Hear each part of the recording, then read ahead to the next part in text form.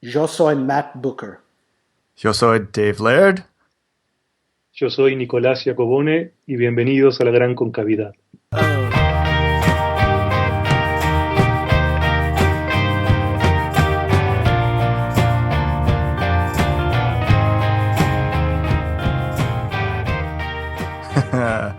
All right. So as you heard, we are now live with episode 20. Is this 22 or 23, Matt? 22. 22. Awesome. And we're joined by Nicolas Giacobone. Nico, thank you so much for coming on. Welcome to the show, man. No, sure. Thank you for pronouncing my last name correctly. Did I get it right? Okay. It's a pretty hard thing to do. Had a lot of anxiety this week about making sure I get my pronunciations right. It's amazing.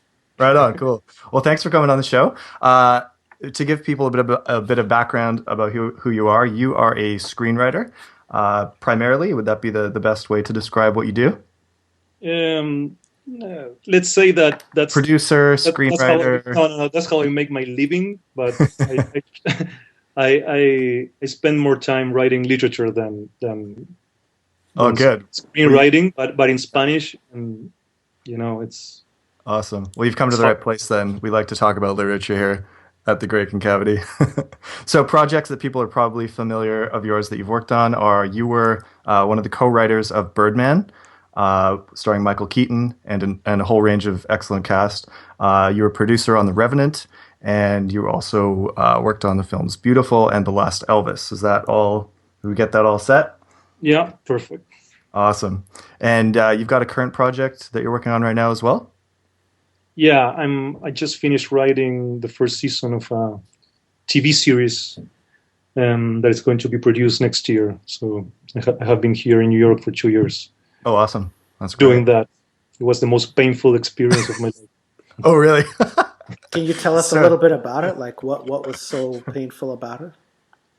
I mean, it's in many levels. I mean, first of all, I never, and I co-wrote the whole 10 episodes with Alex Dinelaris, which is my writing partner. We work in Birdman together, and he's a playwright and a fantastic writer from New York. And it was like, it's never ending. I mean, it's so much work. Yeah. It's I don't know. And for me also doing it in English, that I always say it's like, for me, it's like driving a car with a broken handbrake, something like that. I don't know. So you can move forward, but you're always stuck at the same time. And but I mean, it was a very interesting experience. And I don't know. I mean, let's back up. I want to back up to the very beginning about how you became a writer. Tell us your background. Your grandfather was a filmmaker, correct? Yeah.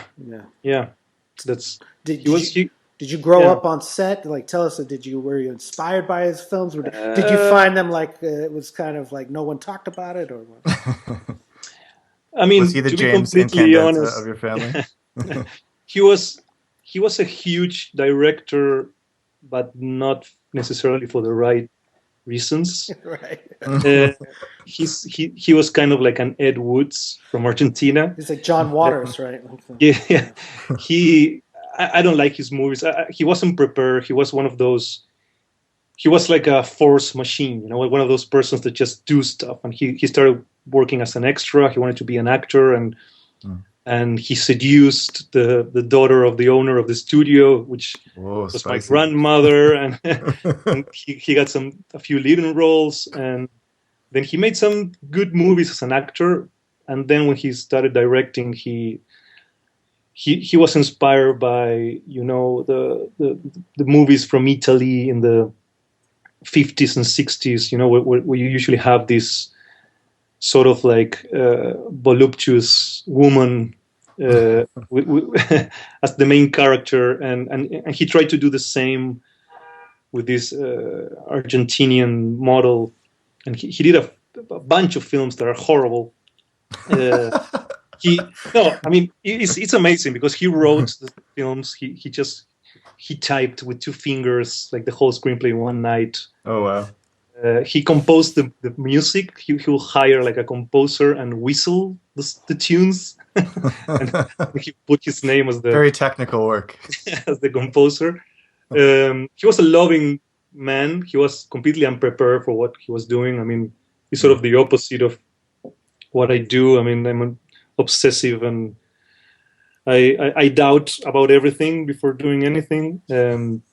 But it sounds pretty Wallacean, I think. But the final thing that I would say is that he fought a lot against censorship. There were some laws that were changed because of what he did in his movies, and I don't know. I think that's enough for one life. I mean, that sounds to me like he falls on the entertainment side of the spectrum, right? Pure, in Birdman, where you've got this side of the business that's all commercial entertainment, right? And they don't really care about literature. They don't care about art. They just care about what people want, which is, like you're saying, the Marilyn Monroe, the big voluptuous woman, the action scene, the Ed Wood, this action. And then, but how did you come out of that family? I guess is my question of like, how did you come out of there? I mean, I was very young when he died. Yeah, he died when I was 7 years old.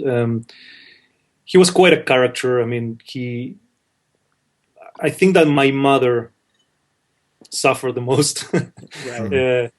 And I know the stories, but the truth is that I couldn't, I don't know, experience him much, and so, but I listen a lot to the team that he worked with, of all the people, and how much they loved him and everything. But the truth is, yeah, I mean, they had this idea that the commercial aspect was the important part. Like how many tickets did you sell? That's the reference of a good movie, and I think that's the thing that I don't share, and it's tricky, and it's basically bullshit. Right. So what age were you when you decided that you really wanted to study literature and you fell in love with literature? I was older. I was old, I would say. I mean, I was between literature and music. I leaned toward music. I studied music for 1 year and a half. When I finished high school, like I went into the music school, and suddenly I realized that, I mean, I had these 7-year-old kids playing guitar like crazy next to me.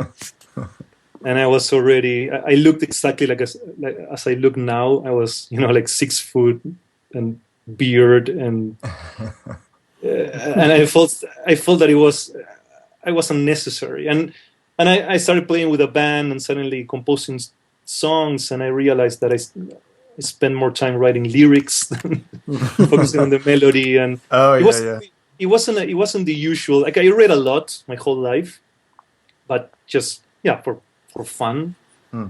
And suddenly the truth is that I didn't know what I wanted to do, and I went to study literature because that, I mean, I wanted to try to write and to learn how to write. And the problem was that in Argentina, if you study literature in Argentina, it's not like here that you have the workshops where they teach you how to write, basically. Right. So it's more a career that is oriented in becoming a professor, a literary professor. And right. So I not studied necessarily a creative writer yourself. No, not at all. And truly, for me, it's even. I don't know if I would even recommend writers to study literature. I mean, at least in those because it's true, because I feel that the place where they put these writers, like the way they talk about Homer and Dostoevsky and Cervantes. I mean, it's such a they're saints. So then how can you sit and write? How can you try to do anything when you're reading these people that apparently were inhuman geniuses, are canonized? Which is bullshit. I mean, they were geniuses and they were amazing, but they just sat and drank coffee and tried to do their best. Yeah, that's a nice way to put it. Well, and there's a big debate still that in literature that maybe you can weigh in on, of is it better to go to university and study, go to graduate school, or is it better to go on an adventure, and to go and live life, or to go and get a job and engage with life and then try to write? I mean, what do you think? It's interesting. I don't think there's a right way to do it. Every time I sit with writers or students, the only thing that I say, and I feel stupid saying it, is that you have to write a lot. Mm-hmm. That you can read all the literature in the world, you can travel everywhere, you can have the best experiences ever. But then when you sit in front of the blank page, you're fucked. You don't know. You don't know what to do. You truly don't know what to do. You're lost. You can know Ulysses from memory and understand every word. Just and then when you have to do your own thing, you're alone and nobody can help you. And the only way to really learn how to do it is doing it a lot and writing a lot of shit and writing things that are horrible, and sort of grow yourself as a reader of your own work and understand that what you're writing is horrible and try to figure it out why it's horrible. And at the same time it's about, I don't know, I feel that you have famous writers that had the most boring lives ever, like Kafka, I would say. Or you have Hemingway, that he was participating in wars and just playing with bulls. and I don't know, I prefer Kafka. Or take that lifestyle, yeah, sure. Or Borges, Borges is blind, right? And he lived with his mother his whole life, right. Just eating cookies with milk, right? Writing the most amazing literature. And I wanted to ask you about that, because we've talked about your grandfather, who was a director, Armando Bo, and the other influences. I mean, what other influences in Argentina? You have Borges, Cortázar. Who else did you grow up thinking like these are people worthy of being idolized? I mean, maybe they were not writing when you were a student, but what kind of influence did you feel like you could not escape? I mean, it's interesting because I don't find my biggest influences in the Spanish language, and Borges was very important for me. There is an Argentinian writer, it's called Alberto Laiseca, that was very important for me. I don't think he was translated ever into English. He wrote in this weird style that he called absurd realism, and he has an amazing novel. But the writers that influenced me the most were Samuel Beckett, Thomas Bernhard, and Wallace, of course, in the last 20 years. And I mean, I read a lot of things, and I love a lot of things, but the ones that I go back the most constantly to those. Sorry, my is that Larry? Yeah. Hey, Larry. My Thanks for coming wife on the show, man. Coming home. He had yeah, I don't know. It's. I truly don't. I don't know if I can explain why those are the guys. I just those are the ones that. Yeah. It's weird because they're all writers, even Wallace, that when I read them the first time, that I felt that I had to work a lot to get into them, and then once you're there, you don't want to get out ever again. You don't want to leave. Yeah, absolutely. So what was kind of like your backstory coming to Wallace, or what was your introduction to Wallace? About how old were you? What were the circumstances of how you sort of started reading him? I started reading him like a month before he killed himself. Okay, yeah. I was reading Pynchon, and I was in Buenos Aires, and I got, like, a friend brought a Kindle for me as a present from here, from States, and I didn't know what to do with it yet. I couldn't, like, it's the first impression of the Kindle is weird. It's like, you want to pass the pages, and it doesn't work that way. And you don't know if it's a computer or a book or. Now I'm addicted to it, but I was looking for something. I mean, just the usual Googling, like Don I read a few of Don DeLillo's novels, and I loved them. Suddenly, Wallace's name came out. I read about him, and I read about Infinite Jest, and I got the book in the Kindle. Smart man. Yeah. Actually, I never read it on page. I must say. I never read it on paper. I read it like 17 times. So you haven't had the shoulder-breaking experience of lugging it around with you? I mean, I tried, and I realized it was stupid. I mean, it was just like, who cares? It's just.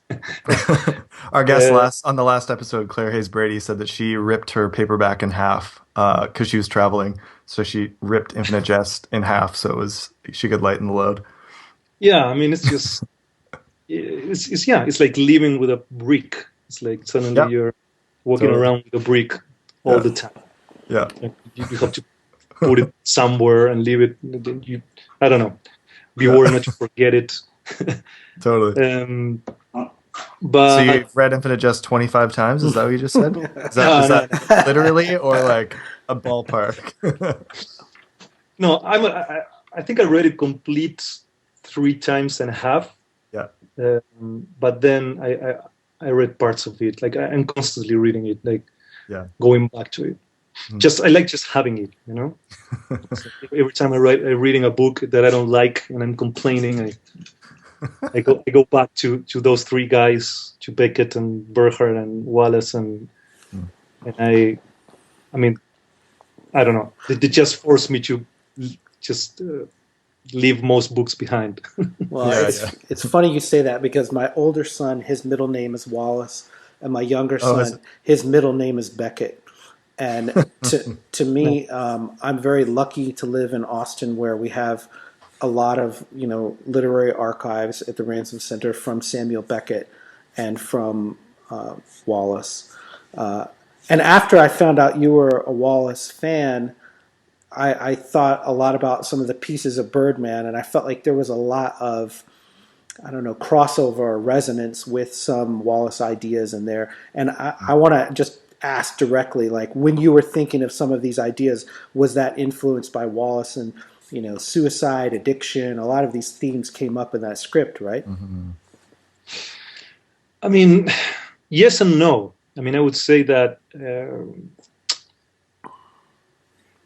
it's never a conscious decision. I mean, the fact that you're reading these guys, it's constantly makes them, like inspirations. Like you cannot avoid that. But at the same time, it's not that you are trying to transfer some of the ideas or the concepts or whatever it is in them into what you're writing. And mostly in screenplays that it's usually it's a collaboration between the writer and the director, and it's a weird process. It has nothing to do with writing literature. It's like nothing at all. I don't know why they're both called writers. Like it was a mistake. Mistake. Yeah, but I don't know. I would say yes. When Regan Keaton's character says the play is a little version, the form version of that was. I knew it. Yeah, that was. It's on your, like, it's pretty clear that was sort of like a homage to DeLillo, and it's funny because I read about that from Wallace before DeLillo. He's quoting DeLillo. Yeah, exactly. So it was more like a Wallace gift than a DeLillo one, even though I knew that it belonged to DeLillo. He said, I have it. He says, the play feels like a miniature deformed version of myself that keeps following me around, hitting me in the balls with a tiny hammer. I love that line. That's a great line. That's a great line. Yeah, exactly. And I knew that all the Wallaces and the Lilos fan will get that. Yeah, absolutely. And some other episode we mentioned this John Gregory Dunn book about screenwriting called Monster, where he explains the process of writing a screenplay and doing revisions and being sort of on call, and what kind of a mess that is. And what you're describing, it sounds like that process. This is 20 years ago that book came out. It sounds pretty similar in that the process really hasn't changed much in Hollywood, even if you're doing something that is, more independent, that is not, the Avengers 4 or whatever. So, I mean, how do you think is the best way to translate, ideas into screenplays? Is there a better way?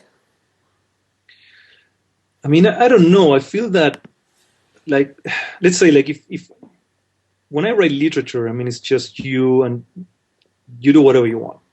I mean, that doesn't mean it's going to be good, but you're just in that. And I always, like, I understand, George Saunders when he talks about not knowing, quoting Bartholomew or whatever, but yeah, it's like that Flannery O'Connor line that I don't remember correctly, but she said something like, "I don't know what I think until I read what I wrote," or something like that. And that's for me the experience. It's like you have something, you have a character, you have a situation, whatever. It's all about the words on the page. Like there are a lot of things going on, like the music of the words, the trying to give every sentence some value, but at the same time, it's just asking questions to yourself in the page and trying to see where they take you. I mean, it's a very complex process, but it's very personal, and you're on your own, and that's it. When you write a movie, I feel that it's completely different because, like, the movie is even if the word is horrible, it's an industrial thing. Like, it's even if you're writing and directing and it's doing as much as you can to control the thing, you depend on all these people. Like you have to be able to communicate what you want to say to all these people. So the screenplay for me is, I always say that the writers that want to show how good they are writing, I mean, style wise, in a screenplay, they're stupid because it's just nobody cares. Like the screenplay is this guide for the piece of art to be made. But so then when you think about that and you think that you have to collaborate with other human beings, and you know how difficult it is to communicate. So imagine how difficult it is to write something with someone else.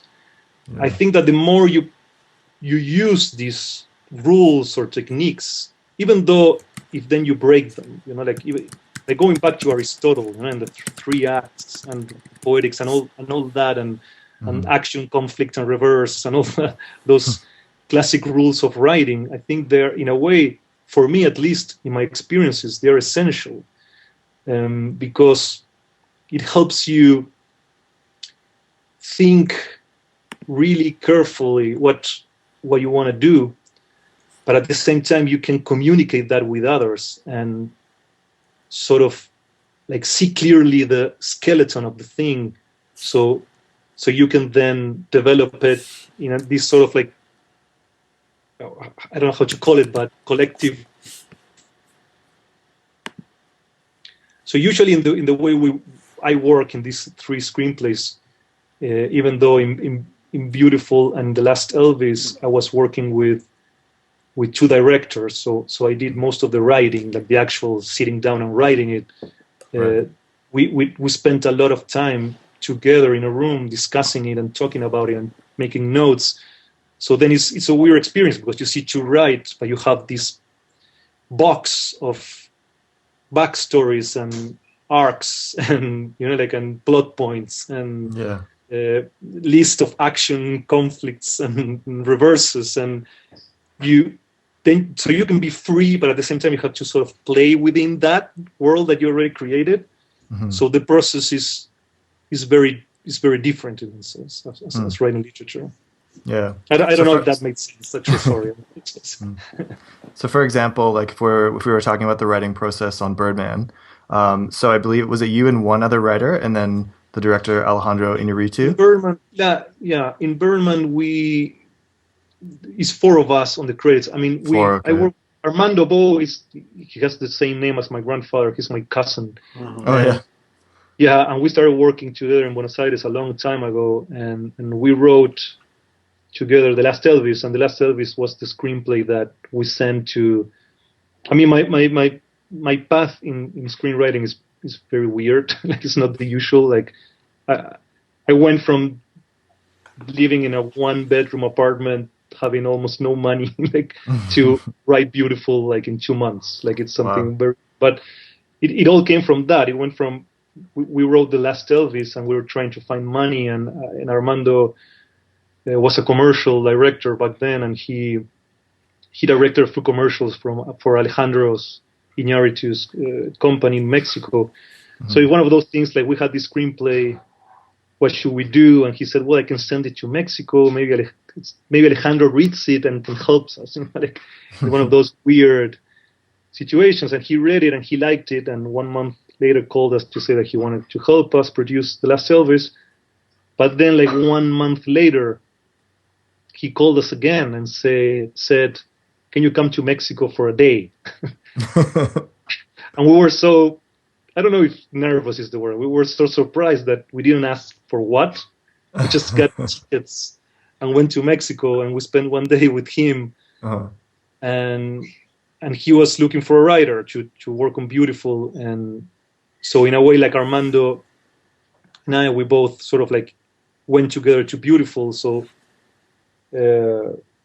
we worked with Alejandro, the three of us, but it was like me working with 2 directors. And you know that most directors they're not great typing.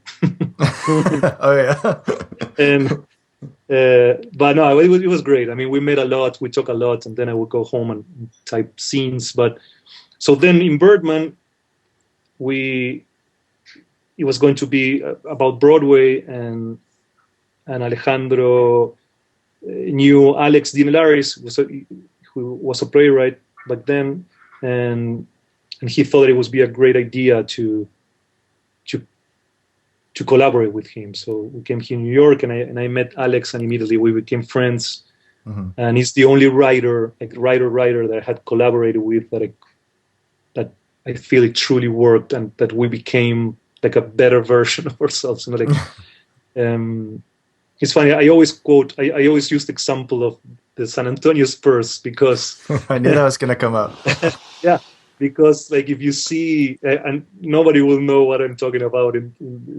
Sorry, like, people, if they're listening to this, but like, there is this Argentinian player in San Antonio Spurs, which is my favorite sports person in history, which is called Manu Ginobili, and he's an amazing player, and he was a huge star in Argentina. He was a huge star in Europe. And then when he came to the Spurs, he had to adapt to a team that was larger than him, and he had to put his ego in this very specific place where he had to play a lot of minutes just focusing on defense, or playing for the team. And I always said that he became a better player because of that. And this is sort of like the same. Like, it's very weird. Like, you get to the room and you have all this ego and you believe you're the best writer ever, and you're sitting there and you're with these people, and basically what you have to do with these people is show them how mediocre you are. Like, show them the thing that you never show anybody when you're writing literature, because you're alone and you're just facing your own mediocrity, but you're just yourself, so you can just hit your head against the wall and deal with it. But here is a very unusual situation, because you have to be with these people and just throw ideas. That is the common version of it, the simple version of it, and knowing that 80% of what you say is going to suck, and being able to allow other people to say that you suck in front of you, and being fine with that, even though it really hurts. Right. And then see why that sucks and what's behind it, and what's behind. And that's what we always said. Like, the work is, you have an idea, and now I learned that idea is going to be bad, like almost every time, and you have to see what's behind that idea and what's behind the third version and the fourth version until you reach to the valuable thing, you know. And that's a piece of Birdman I keep coming back to, is where, you know, Riggin has this monologue against the critic, right? And it sets it up as the critic versus the artist in a way. And I really keep coming back to that piece, because I think that it goes to show that even if you are successful, even if you are talented or a genius, there's going to be someone else out there who can reject you. And, you know, when you were talking, it reminded me of this letter. It got some publicity earlier this year, or it's been mentioned several times, a rejection letter from Moby Dick. and the first line of it is just says, "Does it have to be a whale?" You know, Dear Herman. and that's in 1851. In 1851, Oh, you I know, love that. not much has changed, because there was still some producer, some publisher who would have, you know, put in some topless mermaids and gotten rid of the whale and cut the length in half, and, you know, put down a sidekick and a couple of other, you know, famous stars written in, and all of this. I mean, it just goes to show that, like, there's a constant struggle, that none of that has really changed, but yet you're able to still put that into a successful film of that idea. And, you know, to me, that collaboration idea that you were talking about too is a big part of what made Raymond Carver successful. In his collaboration with Gordon Lish and his editor. And, well, it's true. It's true that here in America, every time I read a biography of a writer, like, I'm always surprised with how much, like, writers collaborate with editors. Like, it's not that common in Latin America. And actually even screenwriting here, like, right. It was like, I came here for Birdman, and then I stayed for the TV series, and, like, I was forced to become a professional, you know. Like, in Latin America, everything is solved with a handshake, you know. Like, everything is like, yeah, let's collaborate, let's get in a room, and something great would come out of it. And it's so, and it can be good also, but it's so the opposite of how you work here, how you see like, even like, I don't remember if it was Updike or one of those writers that he would just wear a suit and go to an office to write every day, you know. That's amazing for me. Like, that's incredible. He rented an office. Updike rented an office, you know, in the town. I don't know if he wore a suit every day, but he would go in, you know, leave his house every day and go to an office above a cafe and write for 4 hours, go down and have lunch, come back and write for 4 hours, and treated it, like you're saying, like a 9-to-5 job, a professional job. I mean, that sorry. Yeah. No, that's it. No. I mean, that for me was, I mean, finding that, even if it's a simple thing, or it looks like an obvious thing, that for me was incredible. And yeah, the Lilo that he says that he works, like, I don't know, like 40, I don't know, like more hours that there is a day that you have per day, he will be sitting working. And I understand Wallace when he was obsessed with that, you know, like, because he couldn't do it. Right? And with Wallace, I mean, you never know. Maybe I'm wrong. You probably know much more about him than I do, and I know that you met him a few times, Matt, and I would love to hear about that eventually. But so would I. Yeah, actually, yeah, I will stop talking right now and listen to you talk about that. But you know, I do know some fair bit about how he worked, and I actually think it was kind of problematic in that, because he wrote journalism, right? And so when you write journalism for a weekly magazine, you have to turn things in, they have to get fact checked, and you have to work really closely with the editors there. And the editors are paid to kind of take your piece apart and then reassemble it. So you have to collaborate with them. And he had a series of magazine editors that he worked with very closely. Colin Harrison at Harper's being one of them.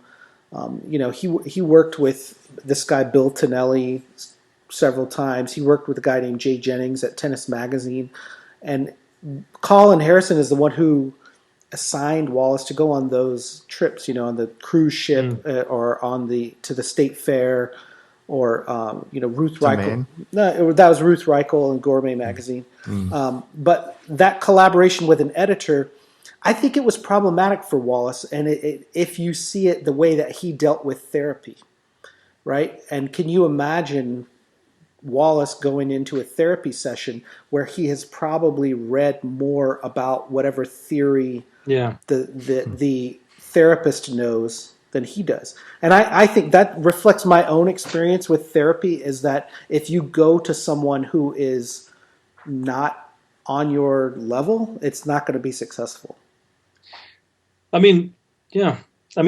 Still, I remember listening to Mark Costello. I think he was like in one of the New Yorker Festival, in one of those videos on YouTube, and he said something that I didn't read anywhere else, and I thought it was pretty interesting. That he said that they were talking about editing, like how hard it was for Wallace to cut shit out of his pieces.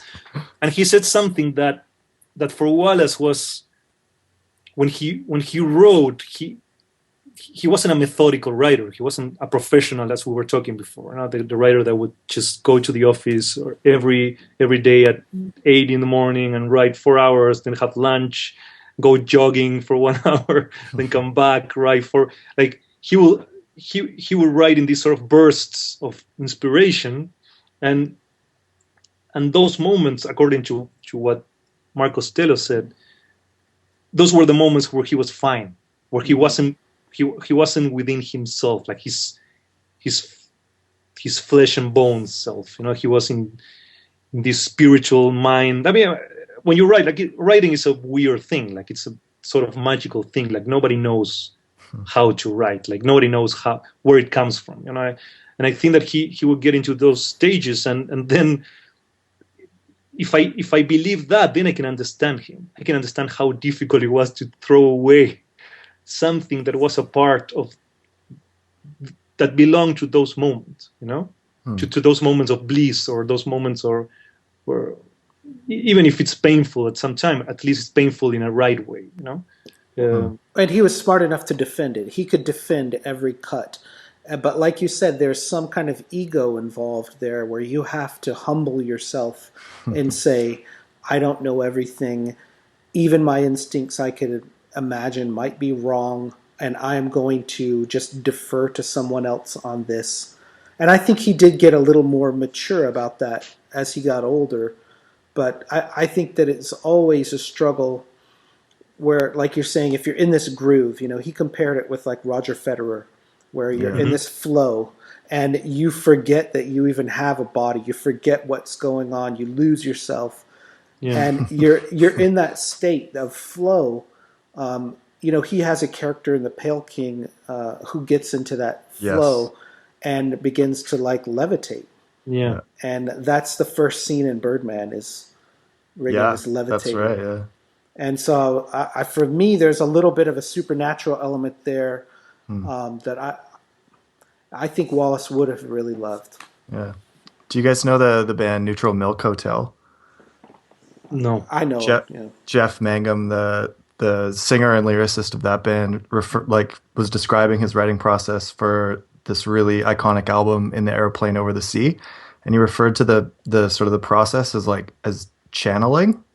So like he didn't exactly know where these lyrics were coming from, because they're very bizarre and strange, but also beautiful. But he refers to the process as like almost like some kind of spiritual channeling type thing. And I think that's maybe sort of getting at what you guys are talking about. Yeah. I mean, for me, Infinite Jest is like how can you explain Infinite Jest? What is it? I mean, it's insane. like it makes no sense. Like truly, like I love the book. It's my favorite book. Like I read it all the time. But the truth is, I don't understand how he was able to do that. Like truly, like if you think, I don't know how his editor Michael Peach could even help him, because it's fascinating. I mean, for once you have a 1,000-page book without a lazy sentence. That's something incredible, and maybe that's the thing that attracts me the most. Like every time I read a page or a paragraph, like it reminds me of how much can be going on in one meaningless instant. You know, it's like it's like it's incredible what he did. But I think that he achieved that because he was just writing. He wasn't being a professional writer. He was just trying to deal with something. I mean, there's something in that book, and maybe I'm wrong, and you can tell me. I read everything he wrote, but there's something about that book specifically that it's like, and I listen to a lot of people talk about it, but it's very hard to explain why. Because like the thing that I care less about Infinite Jest is the plot. I think the plot has a lot of problems. I think it's fascinating in parts. I think in other parts it's just a cartoon. Like most characters are cartoons, you know. Yeah. Even I think that even maybe Hal and Gately and maybe Joel are the only characters that I can think of that are not cartoon versions of themselves. And you're reading these scenes where you have Steepley, which is dressed as a woman, but he's like, it makes no sense. You know, his teeth are pointing to different, like, and he's talking to a guy in a wheelchair, and I don't know how he did it. That you're reading that scene, and it's the most profound, interesting thing you ever read, and it makes no sense. Like that's supposed to fail. Like every writer trying to write that will fail. It's a freak of it. You have to be a freak of nature, right?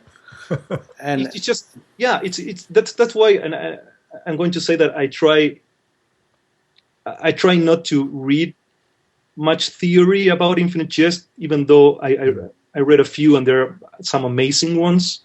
But the truth is that I love that thing of the book, that it has no borders, that it makes, like, it doesn't end. It's like this world that you can get lost in, and I think that in theory or whatever, even if they're talking about a specific subject of Infinite Jest, you have to try to put it in a box and control it, and, you know, like manipulate it and keep it there. You know? And what I like about the book is that it's just like I read it, and every time I read it, I don't understand how he did it. Like, I don't understand how it works. I cannot find the function of it. You know, like I cannot find the rules that governed.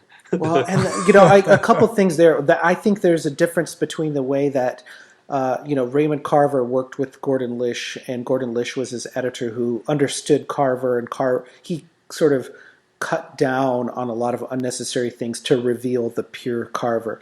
And Wallace's relationship with Michael Peach, I think, is completely the opposite, in that Peach understood him but let Wallace be Wallace. And for me, the saddest part of this whole thing, of course, is that Wallace really never recaptured that same spirit. You know, never published another novel in his lifetime. And I was sort of in denial about all this. You know, I bought Infinite Jest shortly after it came out, read it in 1997, and I knew immediately, probably 300 pages into the book, this is my favorite book. I hadn't even perpetuity. I hadn't even finished the book, and I was like, "This is it. This is what I need in my life." I had the same experience, and I was like, But can you explain why? No, it's impossible. I don't know why, but I knew I didn't even understand what the hell was going on. I didn't understand the plot. I didn't understand anything. But I knew 300 pages in, this is the best book that I've ever read, and I can't put it down. I can't stop thinking about it. And you also can't conceive of a book that could potentially be better. Well, and I couldn't really conceive of him writing something else along those lines. You know, I mean, Pynchon, wrote, arguably a masterpiece with Gravity's Rainbow. Although he never, he wrote multiple novels after it and before it, but really, no one would argue any of them are on the level of Gravity's Rainbow. So I don't know. I don't know what the argument is for.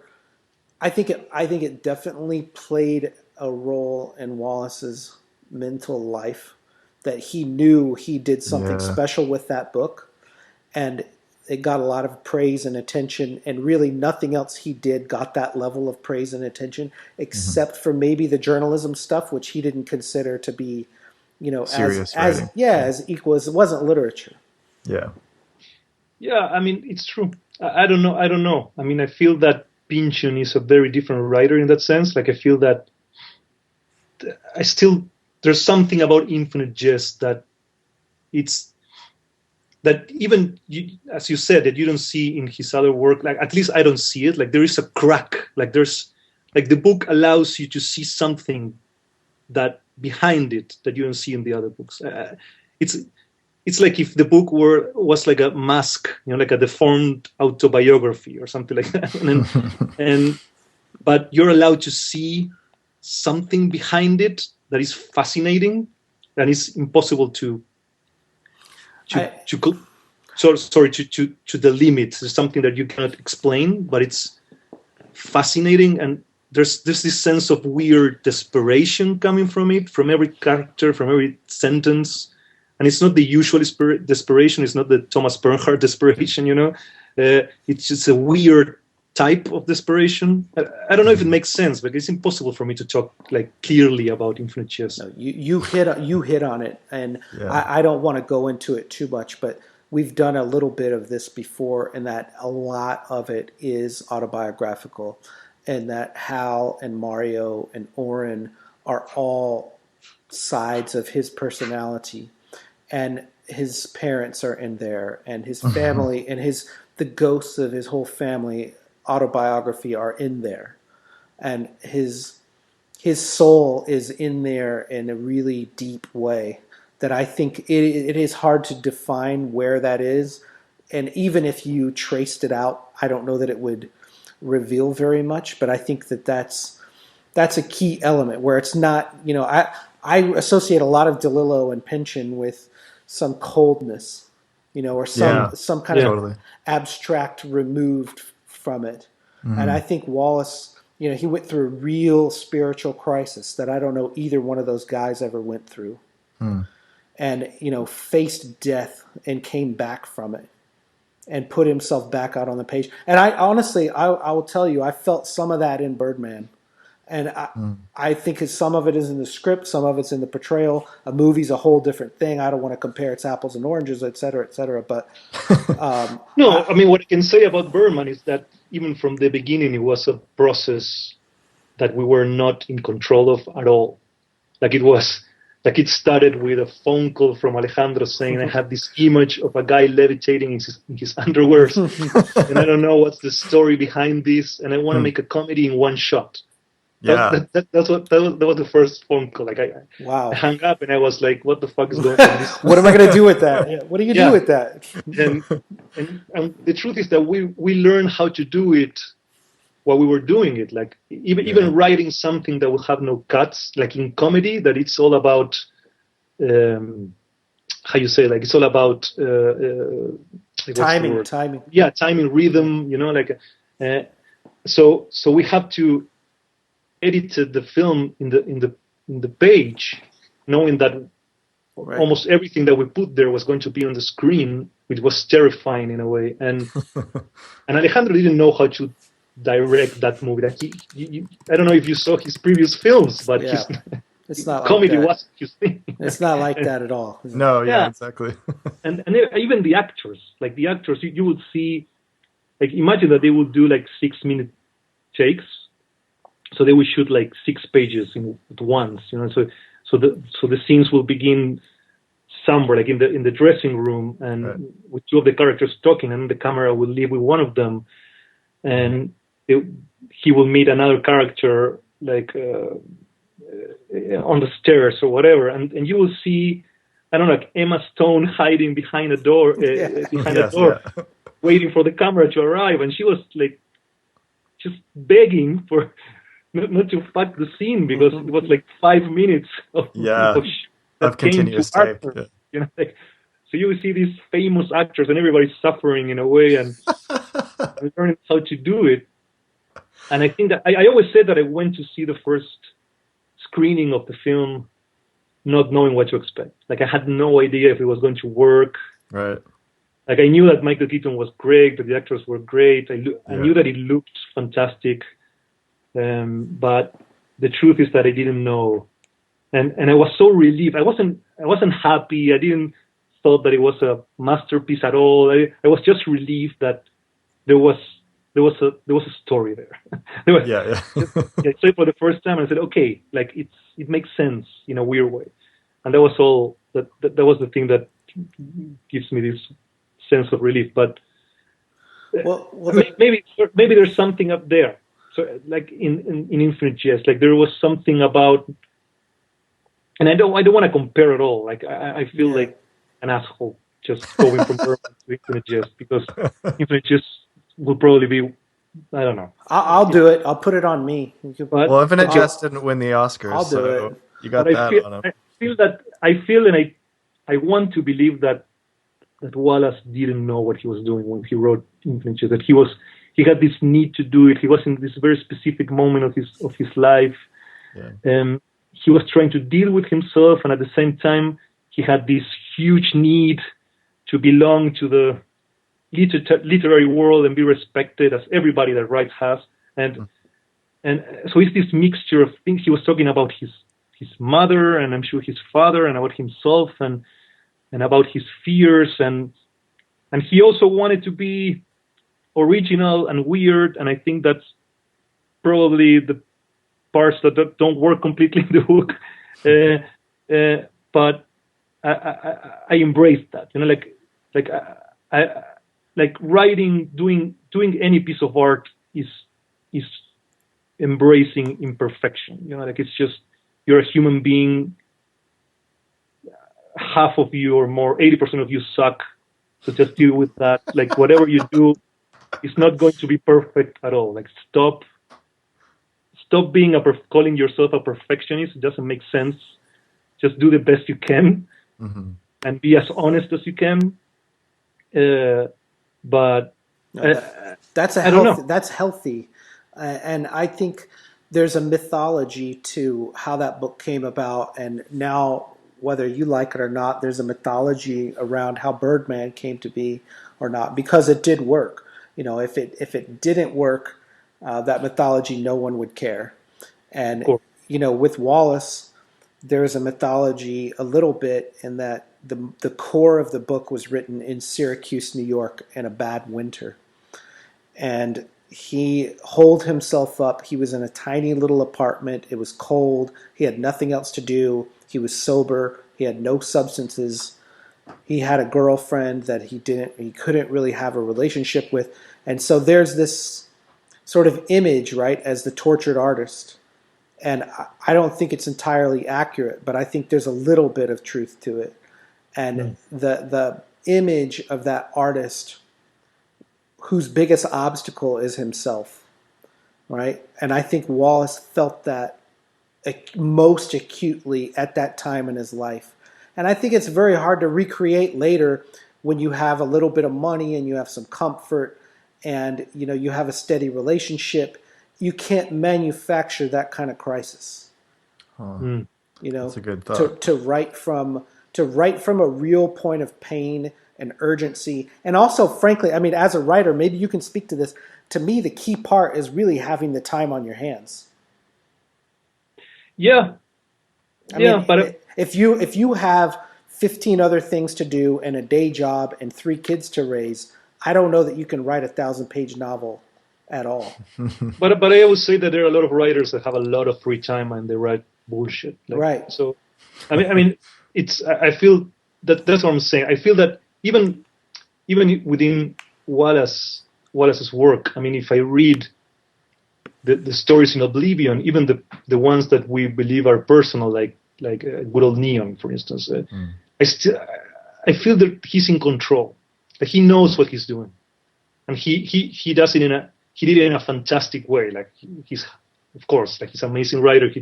But still, there is a sense of not controlling Jest. Even though when he talked about it, he sounded like he was in control, but we know that he was a little bit of a bullshitter. We can talk about himself. Oh yeah. And actually, I really don't know who he was. Like even after reading his biography, I mean, he was a complex character, but I give myself that explanation about Infinite Jest, that there's something.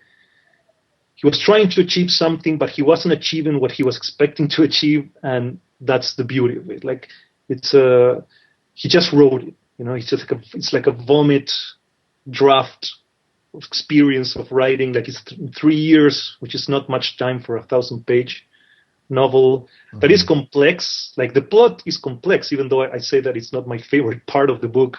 Like you can sense that he worked a lot in playing with the plot and giving all these clues, so you feel that you get it, but at the same time you don't get it completely. Yeah. And there is some manipulation in that, I would say. I believe. So that's why I feel very confused when people, like most readers talk about the plot. Like they complain. When they don't like the book or when they abandon the book, they always say, "I didn't understand what was going on," and that's confused me because, like for me, the way Wallace wrote, and specifically in that book, it's all about the sentence. It's all about like if you don't live in that, if you don't participate in that with enjoyment or whatever, with interest, like you cannot read that book. Like just don't read it. Because the plot, the plot is not going to give you, like, it's not going to satisfy you, and that's not the key of the plot. And I hate, like, I remember listening to or seeing the video of this show in Australia that they analyzed the book, like a book club type of TV show, and I remember this woman that was complaining that she read the whole thing and threw it away, like because the plot wasn't solved and she didn't understand what was going on, and then that she read the Aaron Swartz, I think was his name. Aaron Swartz. His theory about the plot, and I remember specifically that she complained that she said that she didn't want to read a book that someone else had to explain to her, and for me that was pretty revelatory about herself mostly, because it's like, why can't you see that you were the problem and not the book? If another guy, if another person understood it and enjoyed it, I mean, and you didn't get the plot, then why is that the book's problem? Right. And would you say that you've experienced that? I'm sorry. Would you say that you've kind of experienced that reaction to some of your work? Like with Birdman, for example, the film ends and the audience is kind of like, what just happened? What do I make of this? Is the ending really real? Is the ending exist, in some kind of other space? Is that something that translates to your work too? Yeah, I think with that specific example, yes. I think that I was surprised with how much trouble people have with open endings. Right. It's like they cannot, and it's so personal. Like it's incredible. They cannot accept it. They cannot be at peace with it. So they are bothered and they hate it, and so they hate the piece of art because they hate that it's not solved. Right. It's pretty peculiar. Yeah. Do you think that's what Wallace is talking about in the Larry McCaffrey interview, where he says that, like, big entertainment has trained us to be lazy? It's not that the audiences are unintelligent or dumb. It's just that we've been trained to have a certain reaction to entertainment. And if, literary entertainment does something outside of that easy expectation, that it's more of a problem of, like, conditioning rather than the problem of, like, a personal problem that your audience member has? I mean, it can be. I truly don't know. I'm still very naive in that sense. That's why I'm saying that I'm surprised when I see these reactions. When I have people that are really sad and really annoyed and really, like, mad about not getting the end, like not knowing what happens, and they cannot just accept that and play with it and go home and try to explain themselves what the ending is or whatever. I don't know what's the reason behind that. I feel probably it's like it has to do with human nature. Yeah. Like we are scared of not knowing. We're truly scared of not knowing, of not understanding. Your thing about the sentence level and understanding what people are saying, or the appeal of reading something at the sentence level, I come back to that a lot because Don DeLillo sort of writes that way. He's, to me, the epitome of that. And Wallace, like you say, you could crack open Infinite Jest at any page and pull out a sentence that is just unbelievably complex and brilliant. And you can see the pleasure that he got out of it.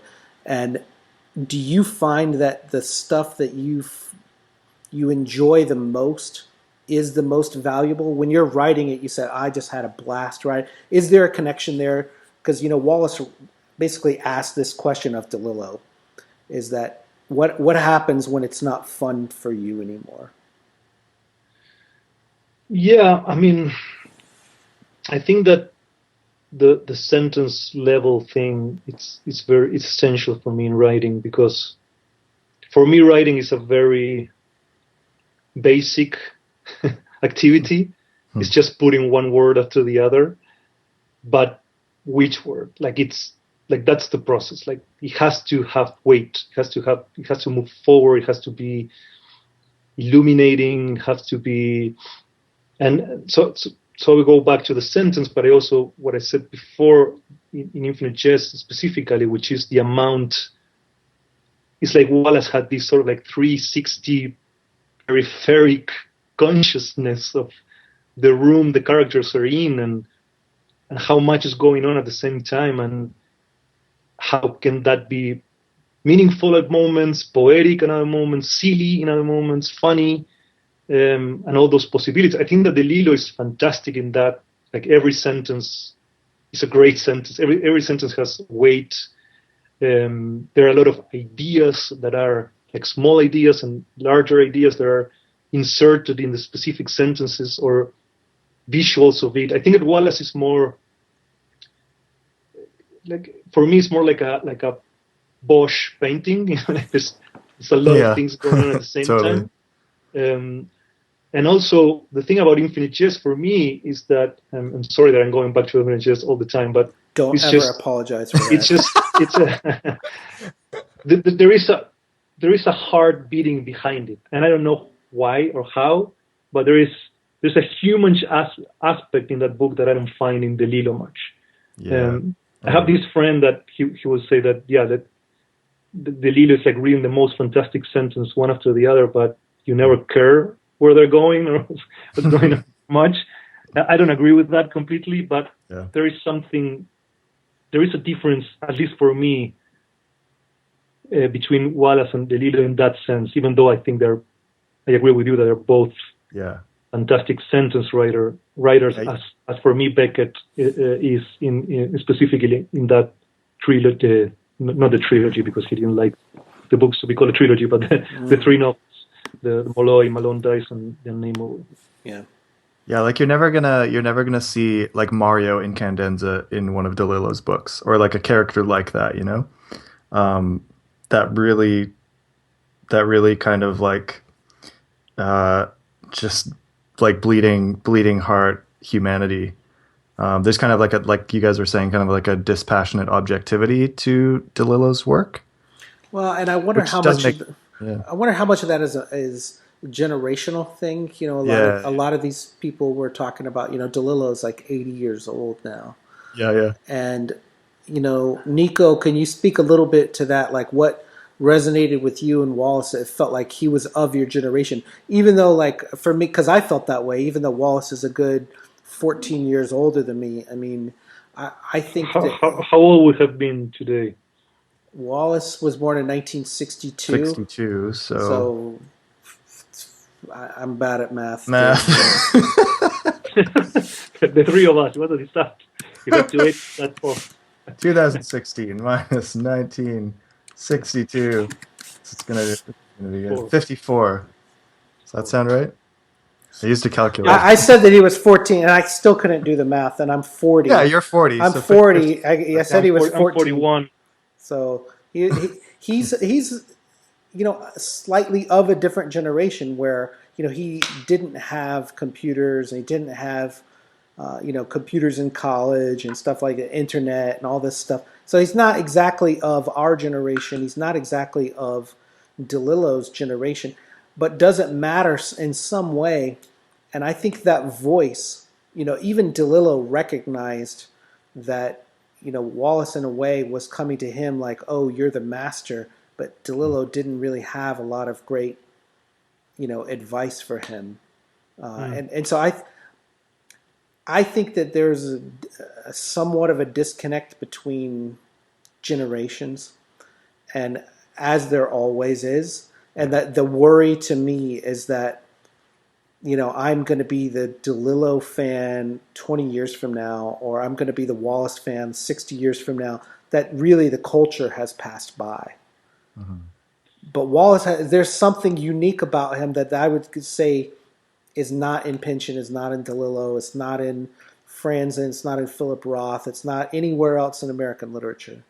It's true, but at the same time, I never care about like the generation, like Samuel Beckett wrote those 3 novels in the 40s, in a tiny apartment in Paris, in French.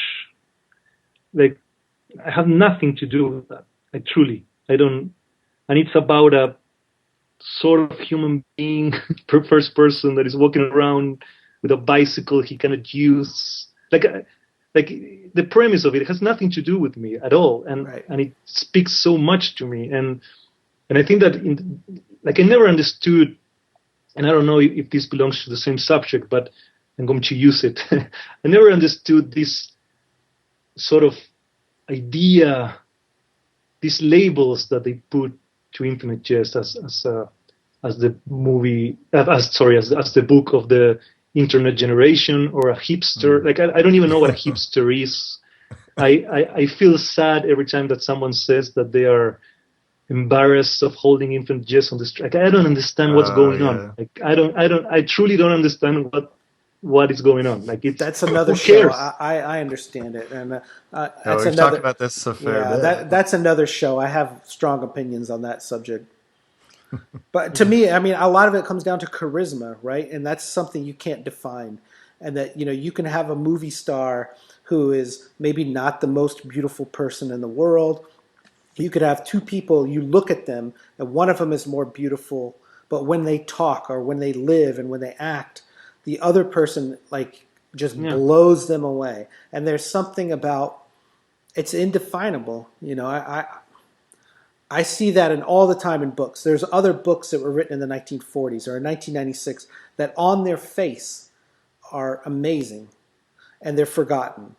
And that's a whole nother conversation. But there's millions of books that are incredible and they'll never be read. They have no audience. They're out of print.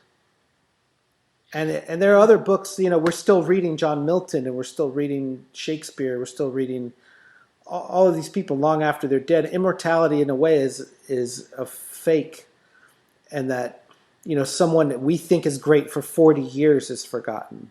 It's a ruse. It's a ruse. There's no such thing. And so I think if you write that way, one, you can't care about that at all. You have to block all of that bullshit out. No, for sure. But when you read also, you cannot read a book believing that it's a book of a generation. Or it's a book that is going to talk to you because it was written 1 month before you were born. Like, who cares? Who cares? Like, it has to talk to you. Like the relationship you have with books that really communicate with you is so personal. Like, you don't even get that with family or friends. Like, I feel closer sometimes to Wallace than to my sister. Like I said, and I love my sister, but the truth is, the communication that happens with it's so personal. Like when you're reading Infinite Jest, that book was written for you.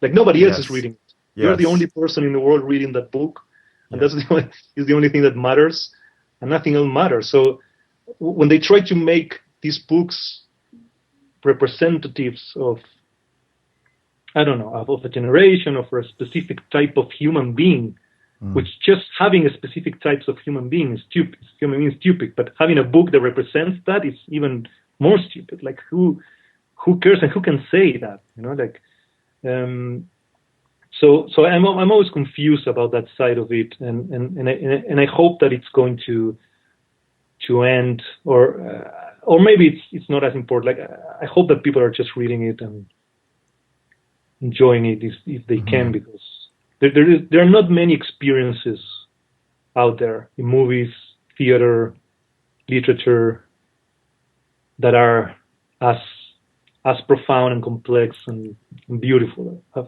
that book, I think. I agree with you 100%, but I think that when he did want to somehow be equal to that moment in time, and that he wanted to represent, some kind of massive, maximal view of contemporary culture at the time. Yeah, and I think that that's probably the consequence of that are the worst parts of the books. Probably. Like this, trying to he had a subject, like he had a thing that he wanted to talk about, or he had a like that's a little bit. In a way that those books are successful, sometimes it's tricky for the rest. Like Ulysses was the same. Like he wanted to change literature, right? And the asshole made it happen. And that for other writers or artists or whatever, it's not great, because that's not. At least I believe that's not where you should write anything. Like you should write from somewhere else. You should write from not knowing, from this sort of place of discovery, and like you have to embrace it. That's why, like even when I hear, and I love George Saunders, and I'm reading his new novel Lincoln in the Bardo. Are you? I don't have that yet. And it's wonderful. But every time I listen to him talk about how he writes, and I feel that relates to a lot of workshops here in America. And I don't know, you can tell me if I'm wrong, but from books I read or biographies or whatever, that they sort of train you into that sense of that the writing was taking out, that you have to take out and polish and find that word that really matters. And at one point I think, and going back to Carver, you were saying his collaboration with his editor had something to do with that also, with taking out what is unnecessary. And every time I hear that, it worries me a little bit, because I don't know. Like I would love to read the 160-page version of CivilWarLand in Bad Decline, of that story specifically. The one that he wrote at first, and he took everything out except of what is left in the final version. Like I Wallace was a big fan of that. In the imperfection of it, like of showing yourself completely, not just the smart or classy, or you know what I mean? I don't know. No, absolutely.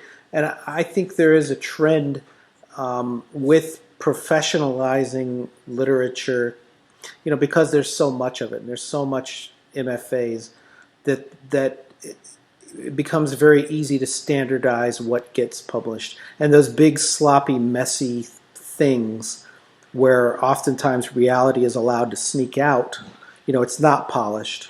And to me, that better reflects a lot of reality. But those are really hard to publish. And, Wallace had to make it a sort of marketing angle to publish a 1,000-page novel, and had to agree to do a lot of publicity stuff that he probably didn't want to do. But that's the exception. It's getting harder to tell someone, okay, it's not an experimental novel, it's not a niche, foreign thing, but, because that's only going to sell 500 copies or 5,000 copies.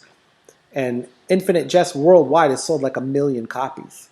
So it's a successful thing, and it's super long and complex. And that's a very rare combination Right. even for a publisher to put out. So that's why a lot of people don't write it. If that stuff sold all the time, I think a lot of people would say, "Oh, we need to publish more 1,000-page novels." But most of them don't sell, and that's the problem. Well, because most of them are not Infinite Jest. I mean, they're crap. That you're writing a 1,000-page novel doesn't. I mean, I read a few of the ones that came out after Infinite Jest, and I like a few. I mean, I like the instructions. Yes, good. Okay, I was going to ask. I like a naked singularity. I don't know if you read that one. There's Sergio de la Pava. No, I got that in the mail when he had to self-publish that before he couldn't get a publisher. I mean, it's incredible, but they're still, I mean, next to Infinite Jest, like they're, I don't know, like it's.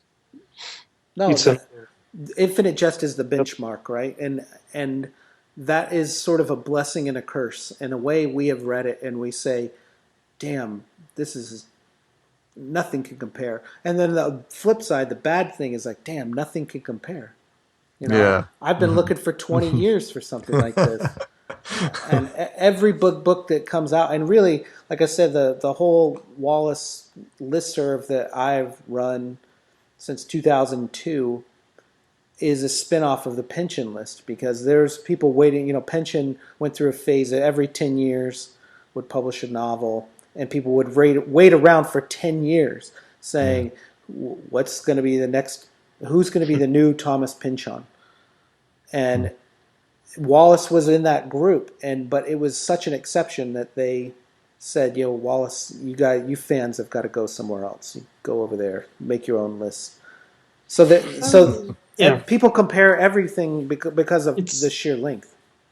Yeah, and it's also like this sort of market thing. I imagine that they have to again like build these boxes. Like they have to put you somewhere. You have to belong somewhere so they can sell you, or they can imagine what the audience could be. And for me, that's a pain in the ass. But I don't care. I mean, they're doing their job. I don't know how to market anything. I have no Facebook, no Twitter. I don't know how to market myself. I mean, it's a miracle that I'm talking to you, and the Oscar was even like a joke, my face. But the truth is, which Oscar though? Because there's two now, right? No, one. For The Revenant. No, Revenant didn't win Best Picture. Right, but I was a co-producer. Okay. But in Birdman, there's a debate with his daughter about this very issue that she says, well, there's you don't matter because you're not online, right? Yeah. Right. Yeah. And do you feel like that sometimes, that there is some other world out there that you just don't have time for? See your next president. How it communicates.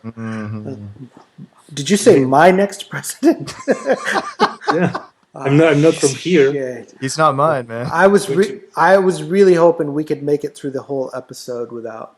I know. I thought. About. Yeah, I knew it would come. You can cut it out. First time we've recorded that happened. No, but I mean the Twitter thing. I think what I find fascinating about it is, there was a time with Wallace studies in particular, or Wallace fandom, where anytime there was a piece of news that came up, someone emailed it to someone else. And now that same person would take that same piece of news and tweet it out. And it really has replaced like a big chunk of our conversation. Right, yeah. And I agree. I'm not diminishing it at all. I just don't use it because it's another worry. Like I don't want to have another worry, like thinking what to write. And the truth is, I don't need as a screenwriter, which is my job, like the thing that I do to pay the rent. I don't need to promote myself in that way. Like it's something that happens internally, within the movie world, or whatever you want to call it. Industry. Literature, I have a short story book that was published many years ago. I have 2 novels that I'm trying to publish now. Cool. They are pretty weird, so it's hard to find the right place for them, and they're in Spanish. And Well, and I didn't But mean to defend it so much as just to say this is the That it's reality. changing. no, it's changing true. the That's what I'm landscape, saying. Like Yeah. it's true. It exists, and that's the case, and that happens. And Facebook is very useful for a lot of people. Also, Yeah. I also feel that Facebook is destroying art because I feel that it's so smart that Facebook is so smart because it made everyone the artist. You know, you are the artist and you can show your art even though you have no talent at all. And there's a lot of people that have talent, of course, but there's a lot of people that don't have talent, and now they can believe that they have, and they can believe that everybody wants to see whatever they're doing, even if it's a picture of their dog eating a banana or whatever. But the truth is, people are going there to distract themselves instead of reading a book or watching a film. And maybe I'm overreacting a little bit, but I feel that is happening a little bit. That's the first choice to No. choose to relax and instead of doing something that can entertain you and take you to another place, but at the same time has some complexity in it. Or I sound like an old man. Sorry. No. You sound very like mentally healthy to me, and that. Thank you. Fine line between that and like curmudgeon. Tell that to my wife. Tell that to But don't you find? I mean, you still have the internet on your laptop, right? Jonathan Franzen basically has the same argument you have, and then says that when he writes, he turns off the internet altogether, or has there's a program called Freedom. Have you heard of this? And you turn on this program, and you can't connect to the internet for a set number of hours. Oh, really? And allows you the freedom to write. But I feel that the internet is different. It's slightly different. I feel, I mean, at least for me, like I have like 3-4 websites that I go, and it's true that sometimes when I cannot work, I go back and I'm seeing the same website that I checked 20 minutes ago, believing that there's going to be some miraculous new thing going on. But the truth is, I don't spend much time because I don't know, like I don't find much in it, but I use it a lot as a tool. Right. Well, of course, when I write in English, I use it a lot. I think like Wallace's mother would have so much fun playing with my English and correcting me, because the truth is that I have to check everything. Like, that's the truth. Like, I think that I write better than I talk in English, but still I never remember anything. I never remember it's on the table or in the table or at the table, or it's just painful in that sense. And I would say that even if it's a minor reason, that helps me a lot to have that at hand, and I don't have to go to a dictionary or whatever, or a grammar dictionary. But I don't find it as distracting in that sense. That is so fascinating that I will spend the whole day in the internet looking at things. Right. Yeah. Well, that's. I mean, your language thing. Do you want to talk a little bit about that, because your English is still like miles better than any kind of muddling in any language that I could do.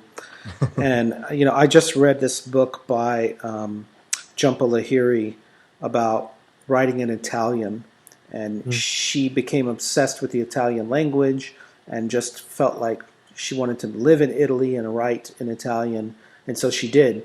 But she writes a lot about how much of a struggle it is, and how she will really never feel like a native, in that language, and that she does a lot of translating in her head. How do you feel like that and comfortable being, in New York, where you probably could speak Spanish? Yeah, I think that. I mean, I got much better in the last. I went to a high school that was bilingual, that I had English. It was a pain in the ass because I had Spanish in the morning, and then I had the same subjects but in English. So I had geografía, and then geography, matemáticas, and then math. So it was like from 8 in the morning till 5 p.m. or something, and so that gave me a good base or whatever. But in these last years, I got much better, I wrote a book of short stories of very, very, very short stories in English, and I did it in my free time between episodes, just to have fun with the language and to practice. But it's hard. It's very hard, and it's not hard because of the specifics of the language, of the exterior part of it, which is just knowing the words or the prepositions or whatever. It's hard because of the culture.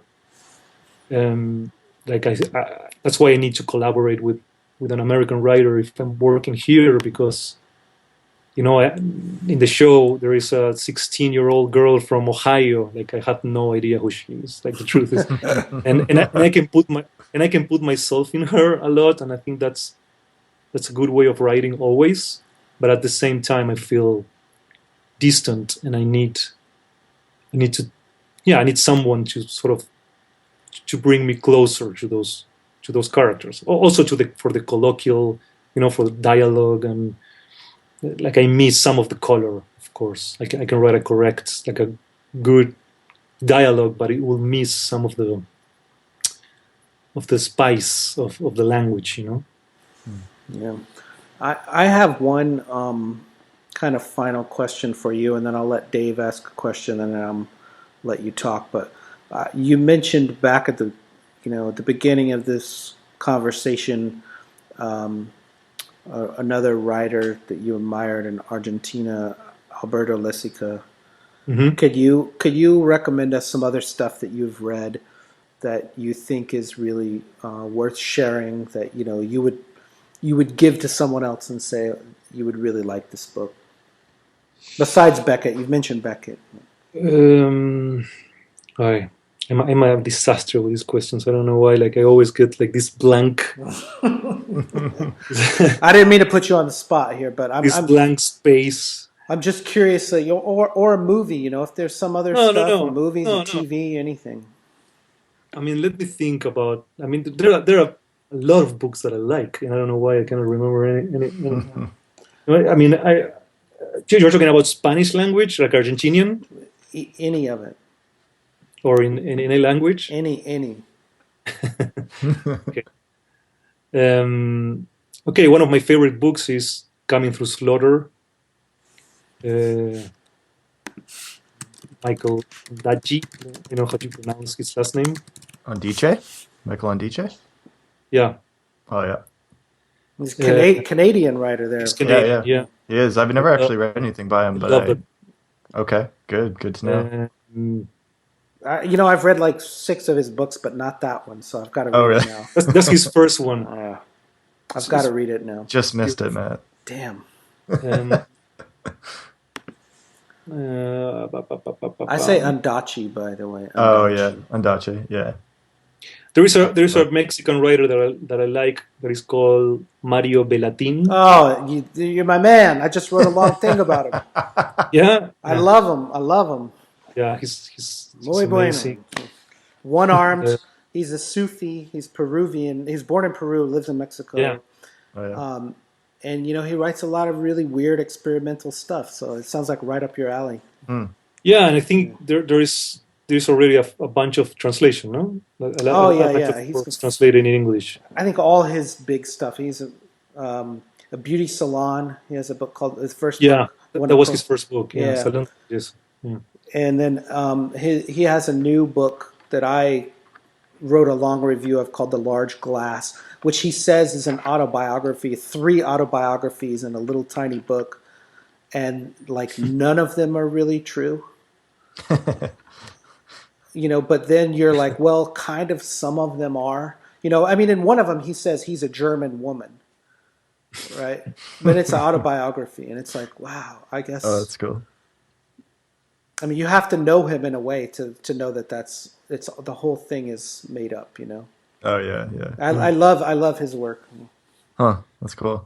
Nico, have you read any Salvador Plasencia, the People of Paper? He's a Mexican writer. It was translated into English and published by McSweeney's, also who also published the instructions. You mentioned when you mentioned the novels you were working on that were in Spanish and also like very experimental and weird. That's the first book that came to my mind. So I'd be interested to hear your thoughts on that one. Okay. Or Bolaño. I got to ask about Bolaño. Sure. Yeah, of course. Well, I mean, I love Bolaño. I mean, I think he's he wrote a lot, and I don't love everything. I think he's a writer. There is that, at least for me, there's a huge distance between the good books and the, for me, not so good books. But he's hit or miss. I mean, I would agree with you. There's some books I would actively steer people away from. Like book 2 of 2666. Like, well, no. Fernando Pessoa for me is another like writer I love. Like The Book of the Quiet is it's a very important book.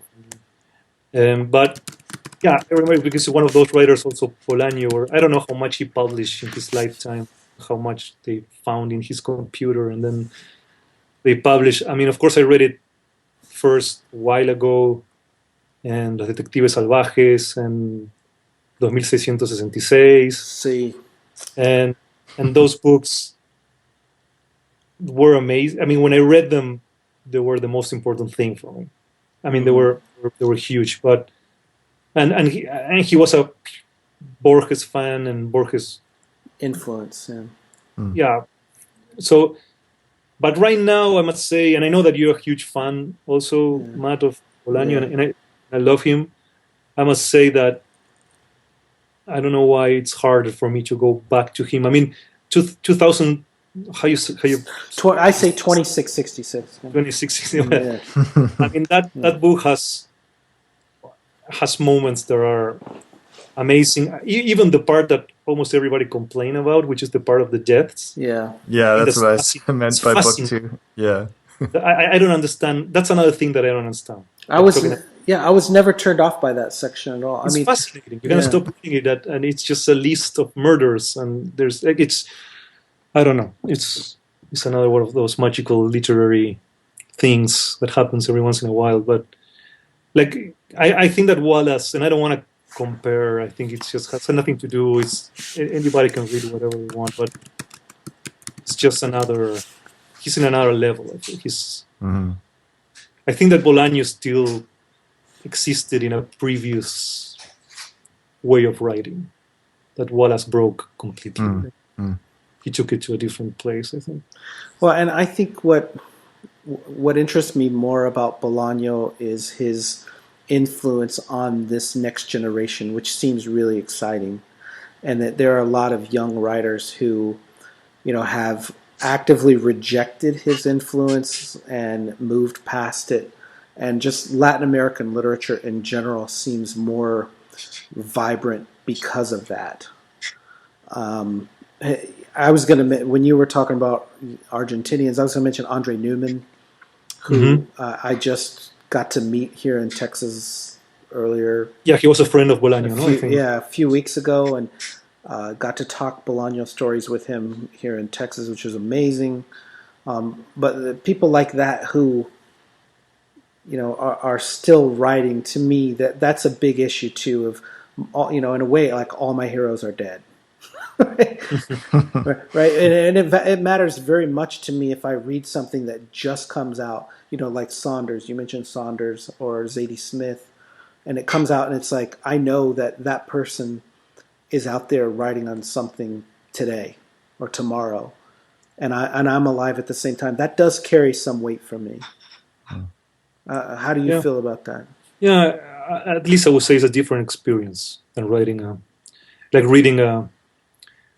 a dead writer than a living writer. I don't know why. There's something different about it, and I think Bolaño became a huge thing in Spanish, in the Spanish language world, like a huge thing, like Maradona size. I don't know if Maradona is, but por supuesto. So I think that's tricky for what come next, because. I mean, it's what we're saying about Wallace. Like people start putting him in this place which is not real, and like the same thing happened with Wallace. No, after he died, like who knows who he was? Like I don't know. I don't know if he was a saint, if he was an asshole. Like, I truly don't know. I don't care. But with Bolaño, it's a little bit of the same. Like he became this image of the poet, like the writer. He never had money, and he didn't have much education. I mean, he was self-taught a lot. He read a lot, and he knew a lot about literature, but he never went to college or whatever. So he had this sort of aura, like the poet, the poeta maldito. I don't know how you call that in English, but so that becomes a tricky influence because it's unreal. It's not real. And the thing that I would take about from Bolaño is that he wrote his best books come from himself. It's from personal experience, from trying to understand what happened in his life, what happened with him, who he is, who his friends were, and he's playing with that, and he's trying to sort of find a story within that, and that's what every writer should do. I feel like just. Doesn't matter what is going to happen with the book, where it's going, if it's going to be read in 10 years or in 1 month. It doesn't matter if it's going to be published, if it's not going to be published. I mean, we all want to be read. That's why we're putting words on paper. We're not stupid. Mm-hmm. But at the same time, when you write, you have to be in that place where you're working hard and being serious, but at the same time not. You're playing, you're trying to find this thing about yourself that is better than yourself. That is this thing that belongs to you, but at the same time it's not you. Is that, and I don't know how it happens, but it happens. And sometimes you read something in that you wrote, and you go like, "What is that? I don't know who wrote that. It's so much better than what I am." And you have to search for that, and just not think about the consequences, and just be very disrespectful. I think that's the key. You have to make fun of Dostoevsky, of Shakespeare. Be irreverent. I mean, Cervantes wrote Quixote making fun of the novels that were written at his time, and he wrote the most important, at least historically, most important novel in the Spanish world, but it was the least serious attempt ever. And so you never know. Like, it's just, you have to sit down and do it if you want to do it, and if you don't want to do it, don't do it, because nobody cares. There are a lot of books out there, there are a lot of movies, and if it's, I don't know, like, just, but if you feel like doing it, that's all that matters. Well, you have to live your passion too, and if someone told Wallace, drop the whole tennis thing, no one's going to read a book about tennis. Then Infinite Jest. And it makes sense. Yeah. I mean, that's a good note. Yeah. But that's the beauty of Infinite Jest. Yeah. Like if you start talking about Infinite Jest specifically, the sources he used and he put together, like, it's, anyone would say you're crazy. Like, you will fail. Yeah, exactly.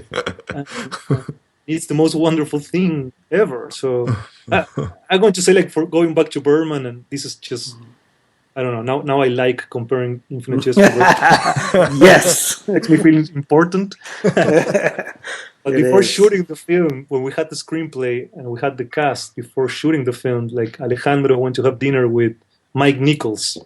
Oh, yeah. Saying, I want to meet with an expert in comedy. And Mike Nichols told him, don't do it. It will be the worst thing ever. Like, a comedy with no guts, makes no sense. It's going to be a disaster. Nobody cares about the theater world. It's an insider movie. I don't know if that's the right term. Like, it's a movie about people that make that. Yeah, nobody will care. Like, Alejandro was petrified after the dinner. He called me, and he didn't know what to do. So the truth is that you never know. And I'm sad that Mike Nichols died before watching Birdman, because I will have enjoyed that. The sweet vindication of winning an Oscar for it, I suppose. I asked my last question like 30 minutes ago, Dave. Yeah, that's true. I got a quick one then to wrap up. So Nico, I'm not sure if you are friends with Michael Schur or not, but if you have any kind of entry point with him to work on the Infinite Jest film project, I think you would be a strong candidate for being part of that adaptation. I mean, Is that something? I read your conversation with them. It was in the conference, no? Oh yeah. The with Emily and Josh about their play. Oh Yeah. yeah. What are you talking about? Michael Schur is the director who actually has the rights to the film. Oh no. Infinite Jest. I don't know. I think that's impossible. Yeah. That's a recipe for disaster. It's like because someone said that about Birdman not too long ago. So it's true. Yeah. No, but I think that no. I mean, it's impossible to recreate even the feeling of it. I feel that, and as I said before, I don't think that the plot is the strongest, right? The strongest side of and maybe I'm wrong, but that's my feeling. I don't think that's the strongest side of Infinite Jest. And when you're doing a movie, like the plot is essential, and anybody that tries to write an adaptation will have to focus on that. And it's a literary novel. I mean, I tried to listen to it, and I think it's amazing what Sean Pratt did. The recording is amazing, but it's still, I don't know, like it belongs on the page. It's I don't know. Did you try to see the Ulysses version they did, like the movie they did? I don't know, in the 60s or something. It's awful. It's awful. But it's just it's impossible. It's a literary experience. So some books should never be adapted and this would be a strong candidate for that, you think? I think the best thing is to get a crappy book and make a fantastic movie, as Stanley Kubrick, the master of all time, did almost every time. Just get The Shining was a good novel, but it was, you know what I mean? It's like it was like a thriller, like a well-written thriller, but he made it a work of art, and that's the best, I think, equation. Awesome. Well, that's a great final thought, Nico. Thanks for that. We want to thank you so much again for coming on, for sharing your thoughts on Wallace and literature and your own work and film. You mentioned at the beginning, near the beginning of your first phone call with Alejandro, and just kind of being like, we get to go talk to him in Mexico. Like, are you kidding me? And when Matt and I got your email I guess in October, we kind of felt the same way. That you reached out and contacted us and said you liked the show. And we were both like, "This is pretty amazing," and I wonder if Nico would want to come on and talk about some of this stuff. So we're very happy that it worked out. So thanks again. No, I mean, thank you. I love it, and I love the podcast, and I think it's great that it exists. And I hope that you find a lot of people to talk about this, whoever they are, to talk about Wallace and. It was a pleasure to be here. I hope I made sense, that I didn't sound as an asshole. No. And that somebody at least got some entertainment from this conversation. Yeah, absolutely. It was great. We had a blast talking to you. And we always say this, but like we could easily keep talking for another hour or so, but we don't want to take up more of your time because it's like, I think like 11:30 p.m. your time right now on the East Coast. So. Yeah. And my wife is waiting for us to have dinner. So see her face. Lo siento mucho. All right. So you're not on social media, so people can't find you on Twitter. But they can go watch your films. So Birdman, The Last Elvis, and Beautiful. And we look forward to your next to your show. Can you give us the title of that, Nico, so we can watch out for it? The 1%. The 1%. Yeah. Awesome. And it's not cool to say you're a fan of stuff, but like I'm a fan of your work. So I'm a fan of yours. Feeling is mutual, my friend. Yes. It's been a pleasure to talk with you, and just thank you for sharing this time with us. It's been great. Yeah, absolutely. Thank you. We appreciate it so much. Matt, where can people find us on the things? We're at Concavity Show on Twitter, concavityshow@gmail.com. Email us, please. We love getting the emails. We do. We're on Instagram and Facebook, Concavity Show. I think we'll find us at all those places. But the email has really been great. I've never gotten anyone email me for something I've written, but for the podcast, it's been incredible the number of people who have emailed us. So we really enjoy that. Please, Yeah, please email us. Yeah. So Jake Reagan has been emailing us lately about the question of drugs in Infinite Jest. That's been great to talk about. And we've heard from our friend Colby, no relation Faulkner, a little bit lately too. So shout out to those guys. Oh shit! Stickers. If you want a sticker, look at our website. Nico, we're gonna send you some stickers that say "The Great Concavity." Yes, perfect. We have some stickers with Robin's art on them. Yeah, they're cool little stickers. If you want some, go and check out our website, greatconcavity.podbean.com. They're really cool, and I think they turned out well. So I'm happy with the stickers, and I have enough to last for like another century. So. Yeah, this is. I forgot that we haven't even gotten to actually talk about that on the show yet. It's our first moment. So yeah, if you like what we're doing and you want to send a few bucks our way to help cover our podcasting costs, we greatly appreciate that. Right on, guys. Well, thank you so much again, Nico, and thanks everyone for listening. All right. Adios. Kept repeating myself. There's nothing left to dismantle. The house had just collapsed on itself.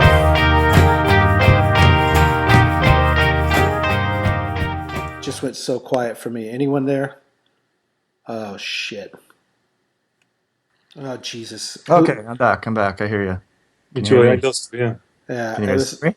Yeah, I was like in a deep hole or something there. I don't know what happened. Can you guys hear me? Okay. See. See. This is too much. I mean, it's GarageBand, the Skype. I don't know if I can say interesting. It's a lot of pieces in the juggling area. It's not my strong suit either. Let's meet next week in Austin or something. Yes. Have someone else film it. Yeah, for sure.